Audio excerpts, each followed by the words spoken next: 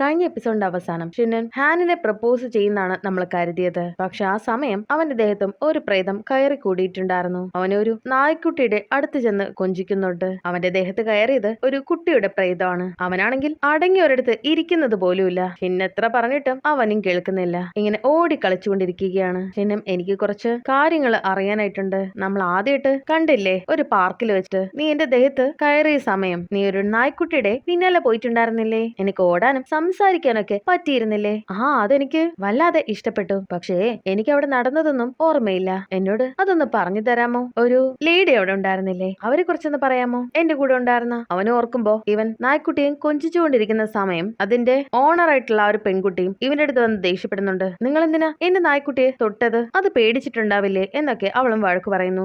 ആ സ്ത്രീയാണോ? അവര് വല്ലാതെ ദേഷ്യത്തിലായിരുന്നു. എന്നെ തുറച്ചു നോക്കിയൊക്കെ ചെയ്തു. ഷിന്നും വിചാരിക്കുന്നത് ഹാനാണ് അങ്ങനെ ചെയ്തിട്ടുണ്ടായിരുന്നതെന്നാണ്. അയ്യോ, മൊത്തത്തിൽ കുഴപ്പമായല്ലോ. അവനും വീട്ടിൽ നിന്ന് പോകാൻ നേരം അവന്റെ ഫാമിലിയിലെ എല്ലാരും വീട്ടിലുണ്ടായിരുന്നു. അവന്റെ സംസാരമൊക്കെ കണ്ടിട്ട് എന്തോ ക്ഷീണമുള്ളത് പോലെ അമ്മയ്ക്കും തോന്നുന്നുണ്ട്. അളിയനോട് എന്താ കാര്യം തിരക്കുമ്പോ ഇത്തവണ ഒരു ചെറിയ കുട്ടിയാണ് പ്രേതമായി വന്നിരിക്കുന്നത്. ചെറിയ കുട്ടിയോ എന്ന് സഹോദരിയുടെ മകളും ചോദിക്കുന്നുണ്ട്.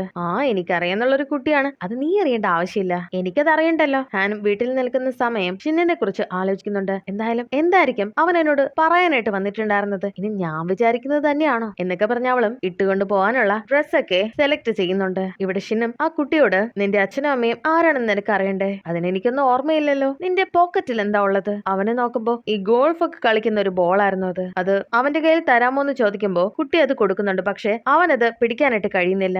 നീ മരിക്കുന്നതിന് മുന്നേ കൊണ്ടു നടന്ന അവസാനത്തെ സാധനമായിരിക്കും അത്. നീ അത് എന്റെ നേർക്കൊന്ന് പിടിക്കാമോ എന്ന് ചോദിക്കുമ്പോ അവനത് കാണിച്ചു കൊടുക്കുന്നുണ്ട്. അതിനകത്ത് GSG എന്ന് എഴുതിയിട്ടുണ്ട്. ആ സമയം മാമാന്ന് വിളിച്ചുകൊണ്ട് സഹോദരിയുടെ മകളും അവിടേക്ക് വരുന്നുണ്ട്. ഇവളെ കാണുമ്പോ ആ കുട്ടിക്കും വളരെ സന്തോഷമാവുന്നുണ്ട്. അവള് നല്ല ക്യൂട്ടാണല്ലോ എന്ന് പറയുമ്പോഴേക്കും ഷിന്നിന്റെ ദേഹത്ത് ആ കുട്ടിയുടെ പ്രേതവും കയറിയിട്ടുണ്ടായിരുന്നു. അവളും മാമന്റെ അടുത്ത് വരുന്ന സമയം അവനും എഴുന്നേറ്റ് പോകുന്നുണ്ട്. നിങ്ങൾ എന്തായി ചെയ്യുന്നത്? അവനും പാട്ടൊക്കെ പാടി ഡാൻസ് കളിക്കുന്നുണ്ട്. ഇതേ പാട്ട് ആ കുട്ടിക്കും അറിയാം. അത് കണ്ടിട്ട് അവളും അവന്റെ കൂടെ നിന്ന് ഡാൻസ് കളിക്കുന്നുണ്ട്. ശരിക്കും അത് ഷിന്നാണല്ലോ. ഇവർ ഈ നിന്ന് കളിക്കുന്നത് ഷിന്റെ അമ്മയും അളിയനും കാണുന്നുണ്ട്. അമ്മയും അവർക്കുള്ള ഭക്ഷണം കൊടുക്കുന്നുണ്ട്. കുട്ടികളെ ഇങ്ങോട്ട് വരൂ, നമുക്ക് ഭക്ഷണം കഴിച്ചിട്ടാവാം ഇനിയുള്ള കാര്യങ്ങള്. ഷിന്നും കുട്ടികളെ പോലെ ആ ഭക്ഷണം വാരി വലിച്ചു കഴിക്കുന്നുണ്ട്. ആ സമയമാണ് ഹാൻ അവിടേക്ക് വരുന്നത്. അവള് നല്ല ഒരുങ്ങി സുന്ദരിയായിട്ടാണ് വരുന്നത്. ഞാൻ എന്താ പറയാ, ഗുഡ് മോർണിംഗ് എന്ന് പറയണോ? അപ്പോഴാണ് മാമനും മോളും അവിടേക്ക് വരുന്നത്. ഗുഡ് മോർണിംഗ് എന്ന് അവളും പറയുമ്പോ പ്രേതം ബാധിച്ച ഷിന്നും അവളെ ഒരു നോട്ടം നോക്കുന്നുണ്ട്. അത് കണ്ടിട്ട് എന്ത് പറ്റി? നിങ്ങൾ എന്നെ പേടിപ്പിക്കുന്നുണ്ടല്ലോ. ഞാൻ അത്രയ്ക്കും ഭീകരനാണോ എന്ന് പറഞ്ഞിട്ട് ഒരു ഡാൻസ് ഒക്കെ കളിക്കുന്നുണ്ട്. എന്നിട്ട് കൊഞ്ഞനും കുത്തിയൊക്കെ കാണിക്കുന്നു. എന്നിട്ട് അവിടെ നിന്ന് ഓടിപ്പോകുന്നുണ്ട്. ഇവൾക്കും ഒന്നും മനസ്സിലാവില്ല. ഇത്തവണ ഒരു ചെറിയ കുട്ടിയാണ് പുതിയ പ്രേതം. അവൾക്കും അതൊന്നും ഇഷ്ടമാകുന്നില്ല.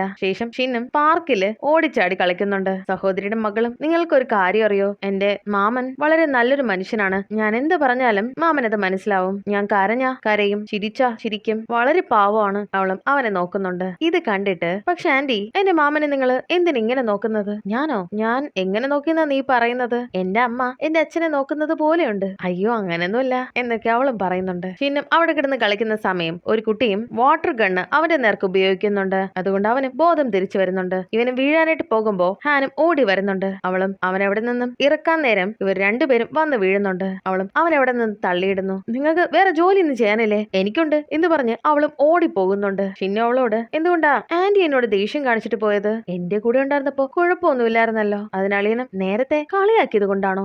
ഞാൻ അവളെ കളിയാക്കിയോ? നിങ്ങൾക്കത് ഓർമ്മയില്ലേ? നമ്മള് പാട്ടൊക്കെ പാടി ഇങ്ങനെ ഡാൻസ് ഒക്കെ കളിച്ചിട്ടുണ്ടായിരുന്നല്ലോ. ശരിക്കും ഞാൻ ഇങ്ങനെയൊക്കെ ചെയ്തോ? അതൊക്കെ കാണുമ്പോ ഇവന് ദേഷ്യം വരുന്നുണ്ട്. അത് മാത്രല്ല ആ പ്രേതവും ഇവന്റെ അടുത്ത് ഡാൻസ് ഒക്കെ കളിച്ച് കാണിക്കുന്നുണ്ട്. ഇവിടെ ഹാനും ഓഫീസിൽ വന്നിരുന്നിട്ട് ശരിക്കും ഞാൻ ഷിന്നിനെ എങ്ങനെയായിരുന്നു നോക്കിയിട്ടുണ്ടായിരുന്നത് എന്നൊക്കെ പറഞ്ഞിരിക്കുന്ന സമയം ഷിന്നു അവിടേക്ക് വരുന്നുണ്ട്. നിങ്ങൾക്ക് എന്നോട് ദേഷ്യമുണ്ടോ? ഞാൻ എന്തിനാ ദേഷ്യപ്പെടുന്നത്? അല്ല, നേരത്തെ ഞാൻ എന്തൊക്കെയോ ചെയ്തിട്ടുണ്ടായിരുന്നെന്ന് കുട്ടി പറഞ്ഞിട്ടുണ്ടായിരുന്നു. എനിക്കറിയാലോ നിങ്ങളുടെ ദേഹത്ത് പ്രേതം കയറിയതാണെന്ന്. പിന്നെ എന്തിനാ ഞാൻ ദേഷ്യപ്പെടുന്നത്? പക്ഷെ ഇങ്ങനെ ഇടയ്ക്കിടയ്ക്ക് പ്രേതം ദേഹത്ത് കയറുന്നത് പ്രശ്നമൊന്നുമില്ലേ? നമ്മള് സിനിമയിലൊക്കെ കാണുമ്പോ പ്രേതം ദേഹത്ത് കയറി കഴിഞ്ഞാൽ എന്തെങ്കിലും പ്രശ്നമൊക്കെ ഉണ്ടാകാറില്ലേ? അതിനവനും ഞാൻ കണ്ട പ്രേതങ്ങളൊക്കെ അങ്ങനെ വലിയ പ്രശ്നമൊന്നും എനിക്ക് ഉണ്ടാക്കിയിട്ടില്ല. അവരൊക്കെ സാധാരണക്കാരാണ്. എനിക്കൊരു കാര്യം പറയാനുണ്ട്. ആ കുട്ടിയുടെ കയ്യിൽ നിന്നും ഒരു ഗോൾഫ് ബോള് എനിക്ക് കിട്ടിയിട്ടുണ്ടായിരുന്നു. അതിൽ GSG എന്ന് എഴുതിയിട്ടുണ്ടായിരുന്നു. അതെന്താന്ന് എനിക്ക് മനസ്സിലായില്ല. ആ കുട്ടി മരിക്കുന്നതിന് മുന്നെയാണ് ആ ഒരു ബോൾ എടുത്തിട്ടുള്ളതെങ്കിൽ നമുക്കൊരു ക്ലൂ കിട്ടിയിരിക്കുകയാണ്. ഇവരും GSG എന്നുള്ളത് എന്താണെന്ന് തിരയുന്നുണ്ട്. ഹാനും അവനെ തന്നെ തുറച്ചു നോക്കുന്നുണ്ട്. നിങ്ങൾക്ക് എന്നോട് എന്തെങ്കിലും പറയാനുണ്ടോ? ഇല്ലെന്ന് അവളും. പക്ഷെ നിങ്ങൾ നോക്കുന്നത് കാണുമ്പോ എന്നോട് എന്തോ പറയാനായിട്ട് ഉദ്ദേശിക്കുന്നത് പോലെ എനിക്ക് തോന്നിയിട്ടുണ്ടായിരുന്നു. അതിനവളും ഇന്നലെ പാർക്കിൽ വെച്ചിട്ട് എന്നോടെന്തോ പറയാനായിട്ട് വന്നിട്ടുണ്ടായിരുന്നല്ലോ, അതെന്താണെന്ന് ചോദിക്കുന്നുണ്ട്. അപ്പോഴാണ് ആ കുട്ടി പറഞ്ഞിട്ടുണ്ടായിരുന്ന കാര്യം ഇവൻ ഓർക്കുന്നത്. ആ ഒരു സ്ത്രീ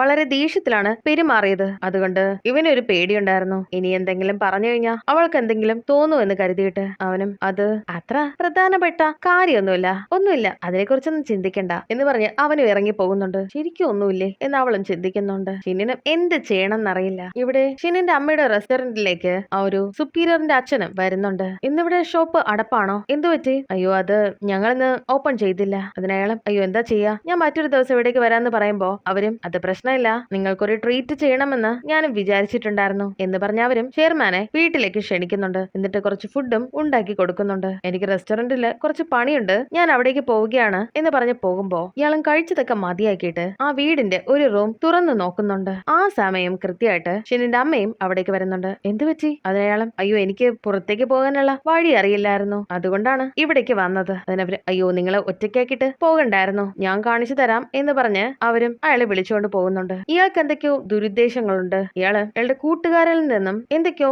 മറച്ചു വെക്കാനായിട്ട് ശ്രമിക്കുന്നുണ്ട്, തെളിവുകൾ നശിപ്പിക്കാനും ശ്രമിക്കുന്നുണ്ട്. എന്തോ ഒരു കാര്യം ഇയാളുടെ മനസ്സിലുണ്ട്. അതുകൊണ്ടാണ് ഇടയ്ക്കിടയ്ക്ക് ഇയാള് ഇവിടേക്ക് വരുന്നത്. ശേഷം ഷിനിന്റെ അമ്മയ്ക്കും ഒരു സംശയം തോന്നുന്നുണ്ട്. അയാൾ ഈ റൂം തുറന്നു നോക്കുന്നതില് എന്തോ പന്തികേട് അവർക്കും തോന്നുന്നുണ്ടായിരുന്നു. എന്റെ ബെഡ്റൂമിലേക്ക് എന്തിനായിരിക്കും അയാള് പോയിട്ടുണ്ടായിരുന്നത്? ഇതിനു മുന്നേ ആള് വന്ന സമയത്ത് ഇവരുടെ ഹസ്ബൻഡിന്റെ കയ്യില് എന്തെങ്കിലും ഫയലോ മറ്റോ ഇരിപ്പുണ്ടോ എന്ന് ചോദിക്കുന്നുണ്ടായിരുന്നു. അതിനെപ്പറ്റി ഇവർക്ക് അറിയില്ലെന്നാണ് അന്ന് ഇവര് പറഞ്ഞിട്ടുണ്ടായിരുന്നത്. ഇവിടെ ഷിനും ഗോൾഫ് ബോളിനെ ചുറ്റിപ്പറ്റി അന്വേഷിക്കുന്നുണ്ട്. അന്നേരം ഇവനും അത് കണ്ടുപിടിക്കാനായിട്ട് കഴിയുന്നുണ്ട്. ഞാൻ കണ്ടുപിടിച്ചല്ലോ, ഇത് ഏത് സെന്ററിലുള്ള ഗോൾഫ് ബോൾ ആണെന്ന് എനിക്ക് മനസ്സിലായി. കുട്ടിയും അങ്ങനെയാണെങ്കിൽ എനിക്ക് എന്റെ അമ്മയും അച്ഛനെയും കാണാൻ സാധിക്കും അല്ലേ? അത് സാധിക്കും. നാളെ ഹാൻ വന്നിട്ട് മറ്റു കാര്യങ്ങളൊക്കെ ഡിസ്കസ് ചെയ്യാം. ഹാനിന് ശരിക്കും ഇവൻ പറഞ്ഞത് അത്രയ്ക്കും ഇഷ്ടമായിട്ടുണ്ടായിരുന്നില്ല. അതുകൊണ്ട് തന്നെ അവള് ആ ഒരു ദിവസം ഓഫീസിലേക്ക് പോകുന്നില്ല. ഷിനും വന്ന് നോക്കുമ്പോ ഹാൻ അവിടെ ഉണ്ടായിരുന്നില്ല. അവള് വീട്ടിൽ തന്നെയാണ് ഉണ്ടായിരുന്നത്. അവൻ വിളിച്ചിട്ടാണെങ്കിൽ ഇവള് ഫോൺ എടുക്കുന്നുമില്ല. എന്നോട് ഒന്നും പറയാനില്ലെങ്കിൽ ഞാനിതിന് അവിടേക്ക് പോകുന്നത്. സാധാരണ ഹാൻ അങ്ങനെ ലേറ്റ് ആവാറില്ലല്ലോ. ആ കുട്ടിയും ഹാൻ ആരാണ്? അന്ന് പാർക്കില് എന്റെ കൂടെ ഉണ്ടായിരുന്ന ആ ഒരു ലേഡി, നിന്നോട് ഞാൻ ചോദിച്ചിട്ടുണ്ടായിരുന്നില്ലേ, നീ പറഞ്ഞല്ലോ അവള് വളരെ ദേഷ്യത്തിലായിരുന്നെന്ന്. അയ്യോ അത് വേറൊരാളാണ്, ആ നായ്ക്കുട്ടിയുടെ ഓണറാണ് എന്നോട് ദേഷ്യപ്പെട്ടത്. ഞാൻ അവരുടെ നായയെ പേടിപ്പിച്ചു എന്നാണ് അവരെന്നോട് പറഞ്ഞിട്ടുണ്ടായിരുന്നത്. അപ്പോ അത് ഹാൻ അല്ലായിരുന്നോ? ആ ലേഡിയെ കുറിച്ചാണോ നിങ്ങൾ സംസാരിച്ചിട്ടുണ്ടായിരുന്നത്? അവര് നിങ്ങളെന്തോ അവരോട് പറയുമെന്ന് കരുതി നോക്കി നിൽക്കുകയായിരുന്നു. നമുക്ക് ക്രിസ്മസ് ഗിഫ്റ്റ് കിട്ടിയിട്ട് അത് തുറക്കുന്ന ആ ഒരു മുഖമില്ലേ, അതുപോലെയായിരുന്നു അവരുടേത്. അത് കേൾക്കുമ്പോഴാണ് ഷിനിനും സമാധാനാകുന്നത്. നീ എന്നെ പേടിപ്പിച്ചു കളഞ്ഞല്ലോ, ഓ അതുകൊണ്ടായിരിക്കോ അവള് വരാതിരിക്കുന്നത്. ശേഷം ഹാനും വളരെ ലേറ്റ് ആയിട്ടാണ് ഓഫീസിലേക്ക് വന്നിട്ടുണ്ടായിരുന്നത്. പക്ഷെ അവിടെ ഷിൻ ഉണ്ടായിരുന്നില്ല. ആ സമയം ഇവളെ കാണാൻ വേണ്ടിയിട്ട് ഒരാള് വരുന്നുണ്ടായിരുന്നു. അയാൾ ഒരു കേസുമായിട്ട് ബന്ധപ്പെട്ട് വന്നതാണ്. ആ സമയം പോലീസ് സ്റ്റേഷനില് ഒരു സ്ത്രീയും എന്റെ മകൻ മിസ്സിംഗ് ആണ്, അവനെ കാണാനില്ല, അവൻ എങ്ങനെയെങ്കിലും നിങ്ങൾ കണ്ടുപിടിക്കണം എന്നൊക്കെ പോലീസിനോട് പറയുന്നുണ്ട്. മറ്റൊരു പോലീസ് സ്റ്റേഷനിലേക്ക് ഷിന്നും വന്നിട്ട് ഞാനൊരു കുട്ടിയെ തിരക്കി ഇറങ്ങിയതാണ്, 1ാം ക്ലാസ്സിലോ 2ാം ക്ലാസ്സിലോ ഒക്കെ ആയ ഒരു പ്രായമാണ്. ആ കുട്ടിക്ക് ഗുഡ് ഗോൾഫ് ട്രെയിനിങ് സെന്ററിൽ വെച്ചിട്ട് ഒരു ആക്സിഡന്റ് നടന്നിട്ടുണ്ടായിരുന്നു. അതിനയാളും ആ ഒരു ട്രെയിനിങ് സെന്റർ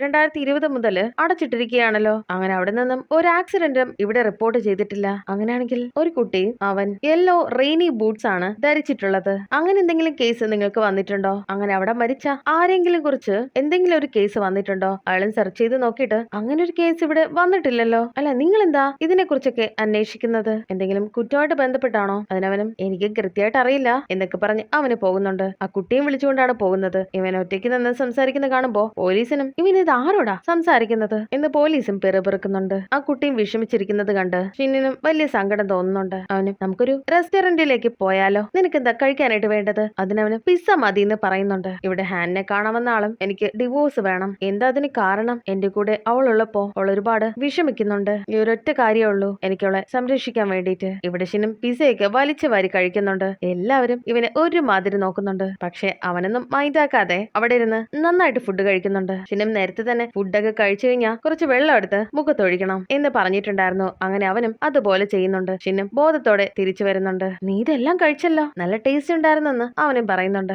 ആ സമയം ഒരു പോലീസുകാരനും പിസ്സ വാങ്ങാൻ വേണ്ടി അവിടേക്ക് വരുന്നുണ്ട്. നിങ്ങൾ എല്ലാ ദിവസവും ഇവിടുന്ന് പിസ്സ വാങ്ങാറുണ്ടല്ലോ, നിങ്ങളുടെ മകന് അത് ഇഷ്ടമാണോ? അവനത് ഇഷ്ടമാണ്. അപ്പോഴാണ് ഷിൻ അവിടേക്ക് പണം കൊടുക്കാൻ വേണ്ടിയിട്ട് വരുന്നത്. ആ പോലീസുകാരനും ഷിന്നിനെ നോക്കിയിട്ട് നിങ്ങള് ഷിന്നല്ലേ, എന്നെ ഓർമ്മയില്ലേ? അന്ന് ഹാനിന്റെ സഹോദരിയുടെ പ്രേതം ഇവന്റെ ദേഹത്ത് കയറിയിട്ടുണ്ടായിരുന്നല്ലോ, അന്നേരം ഇവനും ജയിലിൽ പോയിട്ടുണ്ടായിരുന്നു. അവിടെ ഉണ്ടായിരുന്ന പോലീസുകാരനാണിത്. നിങ്ങൾ പോലീസുകാരനല്ലേ? ഞാനൊരു കുട്ടിയുടെ ആക്സിഡന്റുമായിട്ട് ബന്ധപ്പെട്ട് ഒരു കേസ് നോക്കുന്നുണ്ട്. ഗുഡ് ഷോട്ട് ഗോൾഫ് ട്രെയിനിങ് സെന്ററിൽ വെച്ചിട്ടാണ് അത് നടന്നിരിക്കുന്നത്. അതിനെക്കുറിച്ച് എന്തെങ്കിലും ഷിന്നും നിങ്ങൾക്കറിയാമോ, ഒരു 1-ാം ക്ലാസ്സിലോ 2-ാം ക്ലാസ്സിലോ ഒക്കെ പ്രായം തോന്നിക്കുന്ന ഒരു കുട്ടി അവനൊരു യെല്ലോ റെയിനി ബൂട്ട് ധരിച്ചിട്ടുണ്ട്. അതിനെക്കുറിച്ച് എനിക്കറിയില്ല. അങ്ങനെ ഒരു കുട്ടിയുള്ള കാര്യം എനിക്കറിയില്ലായിരുന്നു. അങ്ങനെ ഒരു കേസ് ഞാൻ കണ്ടിട്ടേ ഇല്ല. എന്തു പറ്റി? എന്തിനാ അതൊക്കെ അന്വേഷിക്കുന്നത്? എനിക്ക് കുട്ടിയെ അറിയായിരുന്നു, പക്ഷെ എങ്ങനെയാണ് ആക്സിഡന്റ് നടന്നതെന്ന് അവനെ അറിയില്ല എന്ന് പറഞ്ഞ് ഷിന്നും പോകുന്നുണ്ട്. ഈ പോലീസുകാരനും എന്തൊക്കെയോ സംശയം തോന്നുന്നുണ്ട്. അങ്ങനെ ഒരു ഓഫീസറിനെ വിളിച്ച് ഒരു കുട്ടി മിസ്സായ എന്തെങ്കിലും കേസ് വന്നിട്ടുണ്ടോ എന്ന് ചോദിക്കുമ്പോ മറ്റേ പോലീസുകാരനും നിങ്ങൾ ഇവിടുന്ന് പോയ സമയം ഒരു കേസ് വന്നിട്ടുണ്ട്.